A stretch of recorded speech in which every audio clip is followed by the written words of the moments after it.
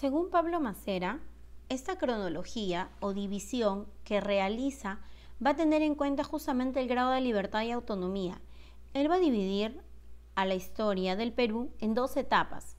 La etapa de la autonomía, que es aproximadamente hace 20.000 años, hasta el año de 1532, año en que conquista nuestro territorio peruano. Y luego va a venir posteriormente la etapa de independencia, desde el año de 1532 hasta la actualidad. ¿Sí? Como podemos observar aquí en esa línea de tiempo, nos vamos a dar cuenta justamente de que va a existir, ¿no?, esta división. Algunos, antes, Pablo Macera nos hablaba de 20.000 años antes de Cristo. Hoy sabemos que es un promedio de 18.000 años antes de Cristo. Ya en el periodo de autonomía vamos a tener aquí etapa preincaica y la etapa incaica. ¿Sí? Desde los primeros pobladores hasta antes de los incas, porque él considera a los incas como una organización diferente a las comunes. Hacia el año de 1525 se va a dar, ¿no?, el proceso de descubrimiento. Sin embargo, se va a oficializar nuestro proceso de dependencia hacia el año de 1532, año en que se va a realizar la conquista de nuestro territorio. Ya va a abarcar lo que vino a ser conquista, colonia, emancipación y la república. Si pasamos a ver la cronología de John Rowe, nos vamos a dar cuenta justamente de que este personaje divide a las culturas con el desarrollo de la cerámica. Vamos a tener en este caso periodos como el precerámico, el inicial, el horizonte temprano, horizonte medio, intermedio tardío y horizonte tardío. John Rowe va a tomar como punto de participación, en este caso, al uso de la cerámica, porque considera que la cerámica es el elemento más sofisticado o más importante para poder decir cuál era el grado de evolución que tenían estos pueblos. Vamos a tener entonces al precerámico, ¿sí?, que se inicia en este caso de los primeros pobladores, ¿no? Luego el inicial, cuando se forman las primeras cerámicas, es decir, las primeras culturas como Garagay, Cunturhuasi, Pacopampa, Sechindós, Chavín, ¿no?, en sus inicios. Y luego vamos a pasar, él va a dar mayor difusión a lo que vienen a ser las altas culturas, es decir, las culturas que van a tener mayor cantidad de influencia. Vamos a tener en este caso el horizonte temprano, el cual vamos a tener ahí a Chavín y a Paracas. ¿Por qué digo Paracas? Porque Paracas va a tener una gran parte que va a parecer la influencia o la consecuencia de Chavín. Recordemos de que Paracas se va a dividir en dos: Paracas Cavernas y Paracas Necrópolis. Entonces, en el horizonte temprano va a estar una parte de Paracas, lo que conocemos como Paracas Cavernas, que es la continuación o la influencia de la cultura chavín en el departamento de Ica, que es el departamento donde se desarrolla la cultura Paracas. ¿Por qué llega a su fin Chavín? Ya lo sabemos, ¿no?, de que sus sacerdotes empiezan a perder credibilidad y aparecen nuevos templos, porque antes Chavín era el único templo. Luego tenemos el intermedio temprano. Característica de esta época son los maestros artesanos, aquellos que van a difundir y van a desarrollar la cerámica en su máxima expresión. Aquí tenemos a la cultura mochica y a la cultura nazca, las cuales se les consideran intermedio temprano porque van a ser culturas transitorias. Posteriormente vamos a tener el horizonte medio, que son nuevamente culturas muy importantes y poderosas que van a ejercer influencia.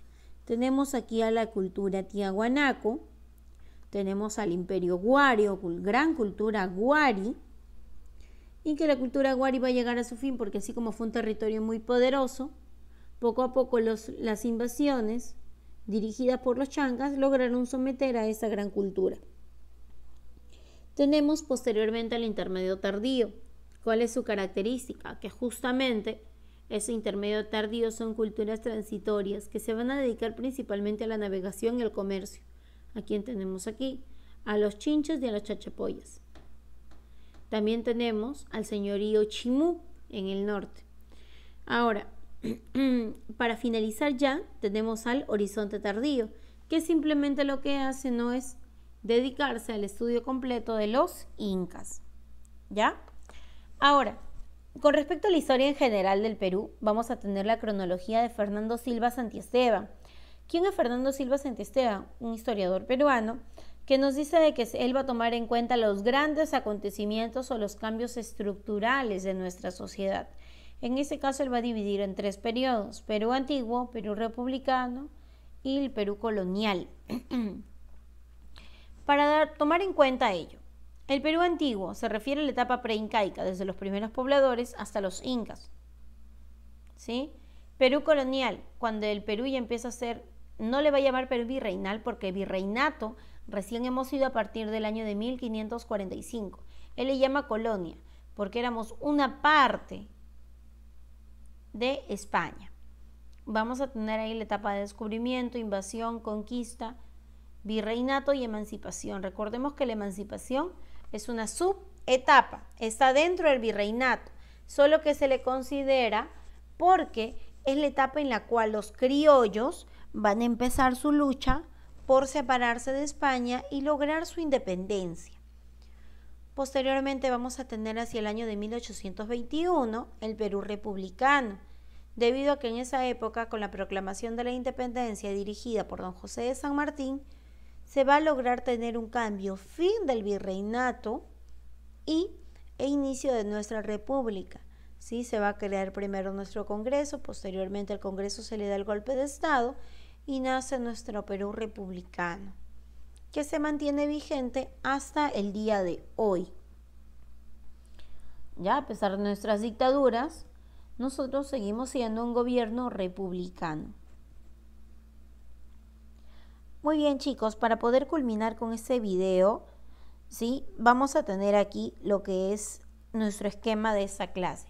Si bien es cierto, tú habías tenido un esquema similar, lo que ahora he hecho es enfocarnos más que todo el patrimonio cultural ligado a lo que viene a ser al Perú, ¿sí? A adicionar algunos otros datos más sobre tipos de patrimonio y he logrado, ¿no? Hemos logrado colocar también la periodificación de Silva Santiesteban, que es una periodificación, digamos, más completa, ¿no? De lo que viene a ser todas las etapas de la historia del Perú. Este es el esquema que ahora vas a colocar en tu clase. ¿Qué vas a colocar en el cuaderno? Me vas a colocar tema 2, introducción a la historia 2 en romanos, y me copias este esquema. Después de hacer esta clase, recién vas a pasar a desarrollar la tarea que se encuentra en la sección de archivos, ¿sí? Estas diapositivas de este video, chicos, se encuentra ubicada en la sección de archivos del CIANET, que también puedes descargarlo de ahí y copiar con mayor comodidad tus diapositivas. Nos vemos entonces hasta la siguiente sesión. Cuídense mucho.